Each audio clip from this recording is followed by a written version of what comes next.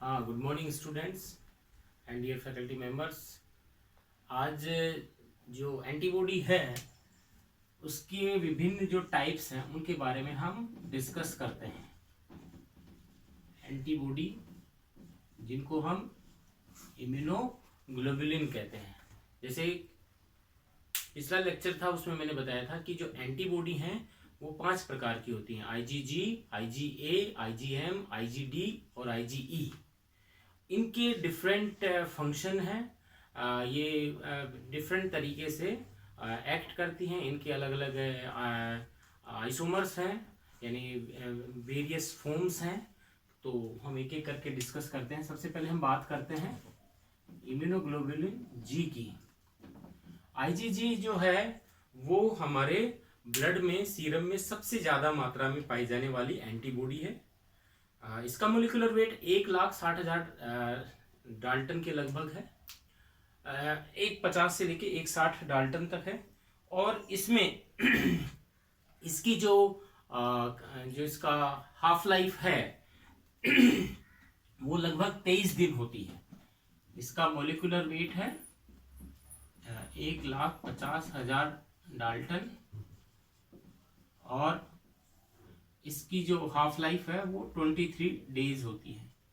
IgG जो है ये सबसे ज्यादा मात्रा में पाई जाती है सीरम के अंदर। इसकी जो यदि हम कंसंट्रेशन को देखें सीरम में तो लगभग ये 8 से लेके 16 मिलीग्राम पर लीटर जो ब्लड है उसमें सीरम में इसकी ये मात्रा पाई जाती है।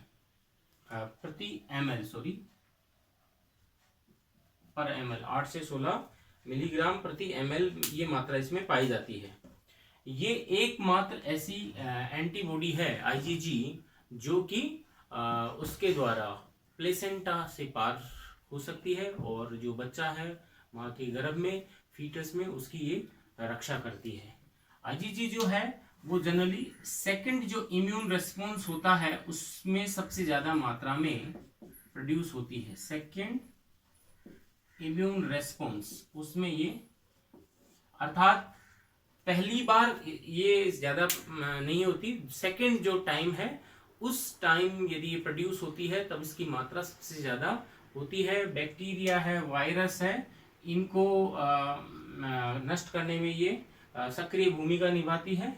इसके अलावा कॉम्प्लीमेंट फिक्सेशन में भी, कॉम्प्लीमेंट फिक्सेशन जो कि एक नेचुरल तरीका है इम्यूनिटी का, उसमें, और जो मैक्रोफेजेस में जब ऑप्सोनाइजेशन होता है, ऑप्सोनाइजेशन की प्रक्रिया होती है, उसमें भी आईजीजी इंपॉर्टेंट रोल प्ले करती है।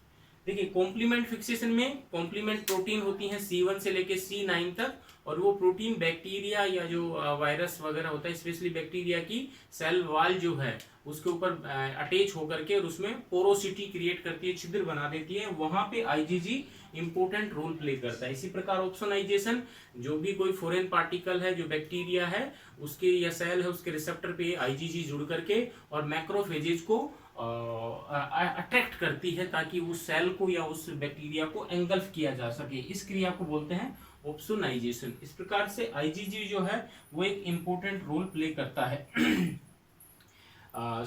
तो ये हो गया आईजीजी। इसकी स्ट्रक्चर यदि हम देखें तो ये सिंपली इस प्रकार से, इसके अंदर वही 2 लाइट चेन और 2 हैवी चेन होती हैं। ये लाइट चेन होगी, ये हैवी चेन होती है।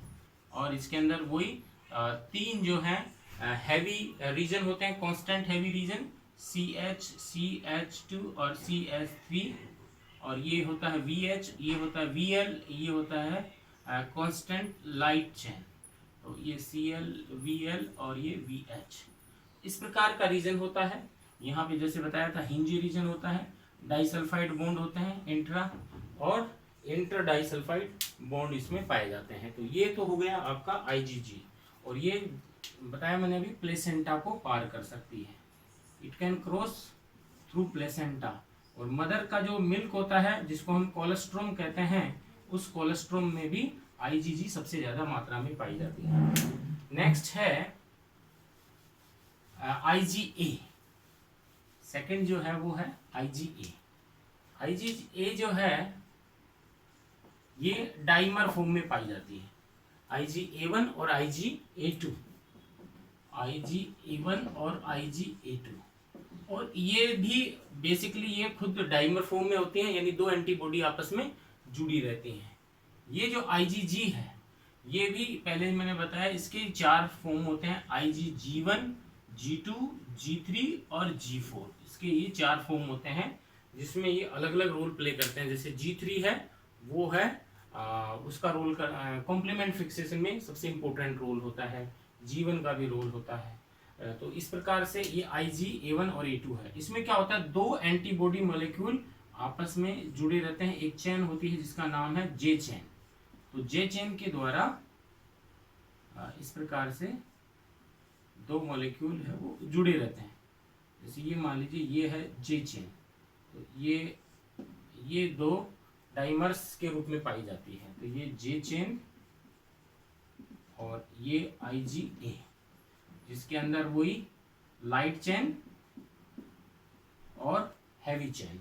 तो इस प्रकार से ये IgA होती है। IgA का मॉलिक्यूलर वेट होता है 1,60,000 डाल्टन। इसके अलावा हम देखते हैं कि ये इसकी सीरम में सांद्रता कम होती है, लगभग 2 मिलीग्राम पर ml होती है। अर्धायु 6 डे होती है इसकी, 6 डेज हाफ लाइफ। उसकी काफ़ी ज़्यादा थी IgG की, लगभग 23 दिन थी। और यदि हम देखें तो इसमें कार्बोहाइड्रेट की परसेंटेज भी 8% होती है, और कॉम्प्लीमेंट फिक्सेशन में ये रोल नहीं करती।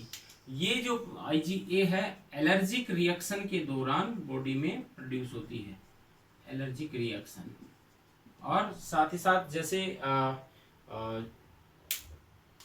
IgA है तो जो हमारे श्वसन तंत्र से और इंटेस्टाइन के थ्रू जो बैक्टीरिया बॉडी में जाते हैं, वहां पर जो एंटीबॉडी पहले प्रेजेंट होती है, सबसे पहले जो रेस्पॉन्स देती है वो होती है IgA।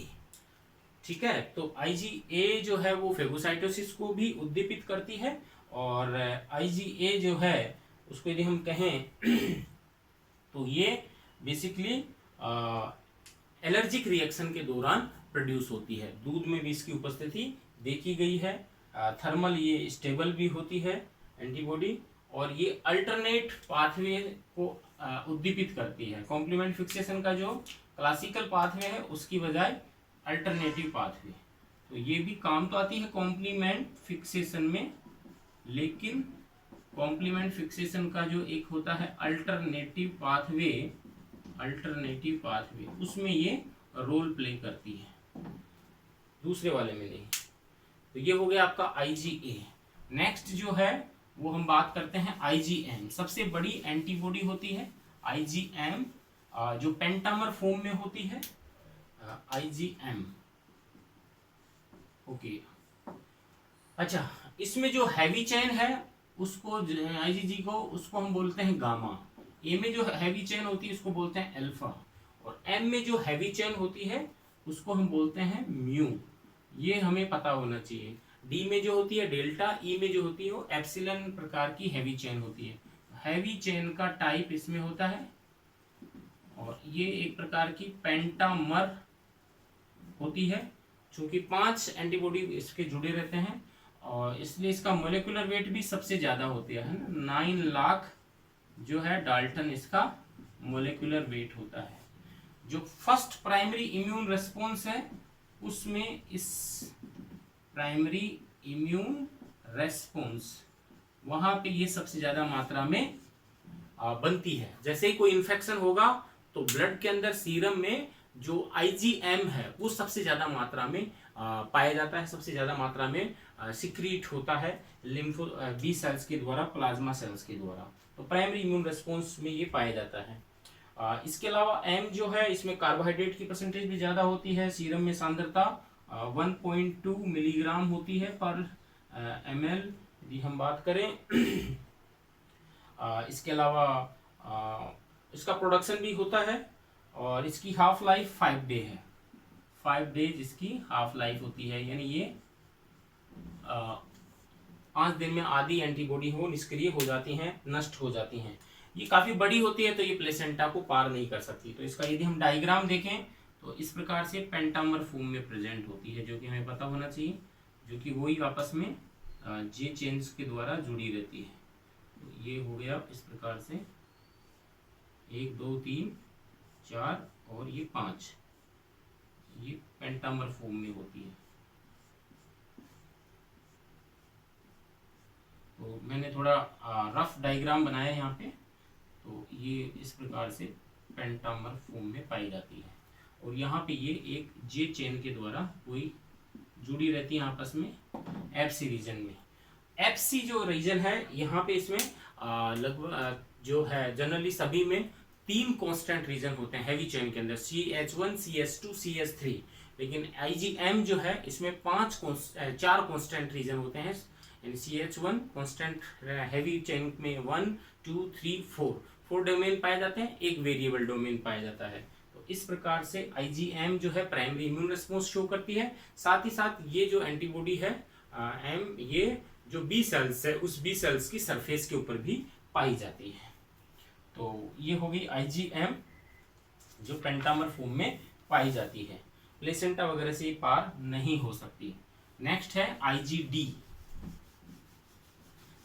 IgD जो है, IgD का जो हैवी चेन है वो मैंने बताया डेल्टा होती है, तो उसको हम डेल्टा कहते हैं। डेल्टा, इसको मैंने कहा म्यू कहते हैं, इसको अल्फा कहते हैं ए को, और जी को गामा कहते हैं। तो ये भी हमें याद रखना है। IgD जो D है वो काफ़ी कम मात्रा में पाई जाती है और इसकी अर्धायु 3 दिन होती है। इसका मोलिकुलर वेट 1,80,000 डाल्टन होता है, राइट। तो इसका अभी तक फंक्शन है वो पता नहीं लगाया गया है कि इसका फंक्शन क्या है। केवल ये जो बी सेल्स हैं उस बी सेल्स की जो बेसिकली सरफेस है उस पे पाई जाती हैं। उसकी सरफेस पे, जैसे मैंने बताया कि बी लिम्फोसाइट्स की सरफेस पे IgM होती है, उसी प्रकार IgD भी होती है। तो ये सिंपल है। और लास्ट है IgE। इसका भी फंक्शन है वो ज्ञात है IgD का। E का जो हैवी चेन है वो मैंने बताया एप्सिलन होती है। E जो है वो मास्ट सेल जो होती हैं उन मास्ट सेल की सरफेस पे ये पाई जाती है, जो बेसोफिल होती हैं उनकी सरफेस पे पाई जाती हैं। और ये भी बेसिकली हिस्टामिन सिक्रीटिंग सेल्स यानी बेसोफिल्स होती हैं, उस हिस्टामिन को सिक्रीट करने के लिए उत्तेजित करती हैं। ई जो है इसके अलावा इनका मोलिकुलर वेट 1,90,000 डाल्टन होता है, 1,90,000 डाल्टन। और जो है ये इनकी प्रेजेंस सीरम में बहुत कम होती है, वेरी वेरी लेस, 0.0004 जो है मिलीग्राम पर ml होती है, बहुत ही कम मात्रा में ये सीरम में पाई जाती हैं। तो ये हमें पता होना चाहिए। और जनरली जो ये होते हैं क्या कह सकते हैं इनको, पैरासाइट हैं, जैसे इंटेस्टाइन में जो पैरासाइट होते हैं, दमा होता है, अस्थमा होता है, हे फीवर होता है। इस सिचुएशन में बॉडी के अंदर IgE की जो है मात्रा है वो बढ़ जाती है। एक्जिमा जैसे होता है उस सिचुएशन में भी सीरम के अंदर, ब्लड सीरम में IgE की मात्रा ज़्यादा होती है। तो कौन सी कोशिकाएं होती हैं जनरली, जो बेसोफिल सेल्स हैं जिनको हम मास्ट कोशिकाएं कहेंगे, बेसोफिल्स, मास्ट सेल, मास्ट कोशिकाएं, उनकी सरफेस के ऊपर IgE जो है वो पाई जाती है। और इसके कारण ही ये कोशिकाएं हिस्टामिन है वो सिक्रीट करती हैं, राइट।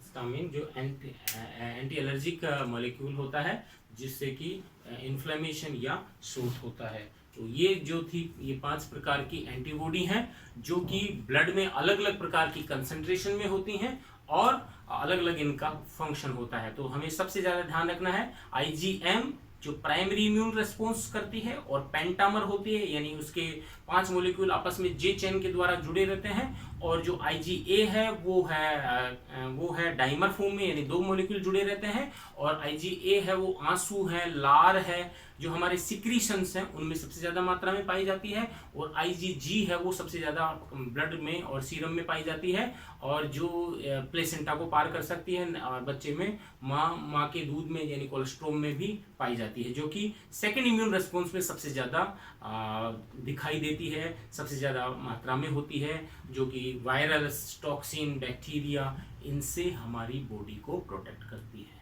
तो आज के लिए इतना ही। नेक्स्ट में हम पढ़ेंगे कॉम्प्लीमेंट फिक्सेशन। Thank you.